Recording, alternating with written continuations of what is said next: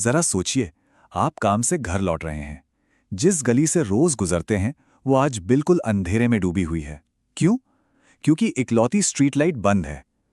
पहले तो लगता है चलो कल कोई ठीक कर देगा, पर दिन हफ्तों में बदल जाते हैं और वो अंधेरा वो वहीं का वहीं रहता है। अब ये लगता तो बड़ा सीधा सा मामला है ना? पर कभी सोचा है कि इसे ठीक करवाने के लिए फोन घुमाना किसको है? बिजली विभाग को या किसी और को?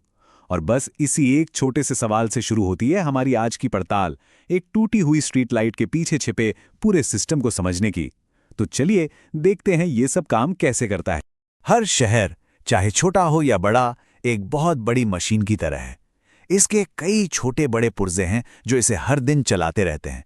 लेकिन सवाल यह है कि इस मशीन को चलाता कौन है? तो इस मशीन को चलाने वाली जो सबसे बड़ी संस्था है वो है नगर निगम। बड़े शहरों में इसे म्यूनिसिपल कॉर्पोरेशन कहते हैं और छोटे कस्बों में म्यूनिसिपल काउंसिल। और इनका काम सिर्फ स्ट्रीट लाइट बदलना नहीं, बल्कि बहुत बड़ा है।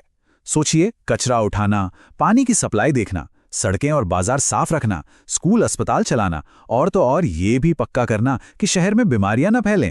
इस पूरे सिस्टम को एक सिक्के की तरह समझिए, जिसके दो पहलू हैं और दोनों एक दूसरे के बिना अधूरे हैं। एक तरफ है निर्वाचित निकाय यानी वार्ड पार्षद, जिन्हें उस इलाके के लोग ही वोट देकर चुनते हैं। इनका काम है लोगों की आवाज बनना, फैसले लेना और शहर का बजट तय करना। और सिक्के का दूसरा पहलू है प्रशासनिक निकाय, जैसे कमिश्नर और उनका पूरा स्टाफ, जिनकी सरकारी नियुक्ति होती है। इनका काम है चुने हुए लोगों के फैसलों को जमीन पर उतारना, मतलब असल में काम करवाना। तो एक शिकायत का सफर होता कैसा है? देखिए, सबसे पहले तो पूरे शहर को छोटे छोटे वार्डों में बांट दिया जाता है। अब मान लीजिए किसी इलाके में कोई खतरनाक बिजली का तार लटक रहा है, तो वहां के लोग अपने वार्ड पार्षद से संपर्क करते हैं।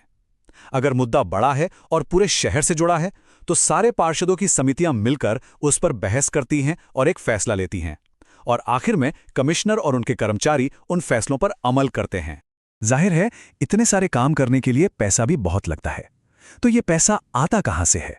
ये आता है हम सबके दिए हुए टैक्स से, जैसे प्रॉपर्टी टैक्स, पानी का टैक्स और यहां तक कि मूवी टिकट पर लगने वाला एंटरटेनमेंट टैक्स भी। पर यहां एक दिलचस्प बात है, प्रॉपर्टी टैक्स जो अक्सर अमीर लोग देते हैं, वो शहर की कुल कमाई का सिर्फ 25 से 30% ही होता है।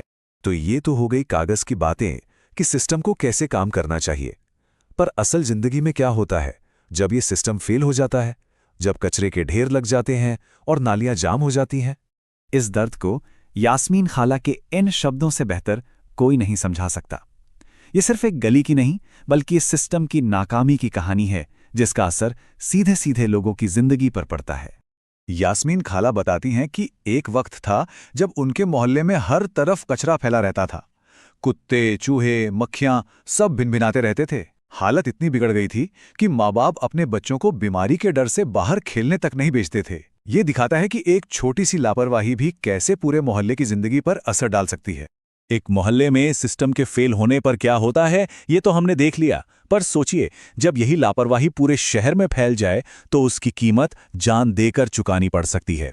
1994 में सूरत भारत के सबसे गंदे शहरों में गिना जाता था।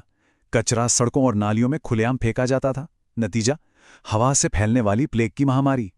इस भयानक बीमारी ने कई जानें ली और 3 लाख से ज्यादा लोग डर के मारे शहर छोड़कर भाग गए। इस त्रासदी ने नगर निगम को नींद से जगाया और शहर की पूरी सफाई करने पर मजबूर कर दिया। आज वही सूरत भारत के सबसे साफ शहरों में से एक है। ये घटना एक कड़वी सच्चाई बताती है कि नगर निगम की सेवाएं कितनी ज्यादा जरूरी हैं। पर क्या इसका मतलब ये है कि लोग इस सिस्टम के सामने बेबस हैं? बिल्कुल नहीं। अब एक ऐसी कहानी सुनते हैं जो दिखाती है कि आम नागरिक मिलकर कैसे सिस्टम को जवाबदेह बना सकते हैं। ये है गंगाबाई की लड़ाई की कहानी। उनके मोहल्ले में हफ्तों से कचरा नहीं उठ रहा था, तो उन्होंने क्या किया? वो चुप नहीं बैठी। उन्होंने महिलाओं को इकट्ठा किया और सीधे अपने वार्ड पार्षद के पास विरोध करने पहुंच गईं। उन्होंने एक याचिका पर मोहल्ले के सभी लोगों से साइन करवाए और सीधे कमिश्नर के दफ्तर जाकर सवाल किया। उन्होंने कमिश्नर से कहा, अमीर बस्तियों से कचरा उठाने के लिए तो आपके पास ट्रक है। उनके संगठित विरोध का नतीजा ये हुआ कि इलाके में 2 दिन के अंदर रेगुलर सफाई फिर से शुरू हो गई। गंगाबाई की कहानी हमें उम्मीद तो देती है, लेकिन आज के शहरों की चुनौतियां पहले से कहीं ज्यादा नई और जटिल हो गई हैं, जिनसे ये पुराना सिस्टम जूझ रहा है। आजकल कई नगरपालिकाएं पैसे बचाने के लिए कचरा उठाने जैसे काम निजी ठेकेदारों को दे देती हैं। इसे सब कंट्रैक्टिंग कहते हैं। मतलब जो काम पहले सरकारी कर्मचारी करते थे, अब वो प्राइवेट कंपनी के वर्कर करते हैं। लेकिन इसका एक अंधेरा पहलू भी है। इन ठेका मजदूरों को अक्सर बहुत कम सैलरी मिलती है, उनकी नौकरी पक्की नहीं होती और उन्हें बिना जरूरी सुरक्षा के खतरनाक हालात में काम करना पड़ता है। और फिर एक बहुत बड़ा सवाल उठता है, बराबरी का। नगर निगम अक्सर झुग्गी बस्तियों में खराब सेवाओं का बहाना ये कहकर देता है कि वहां के लोग टैक्स नहीं देते।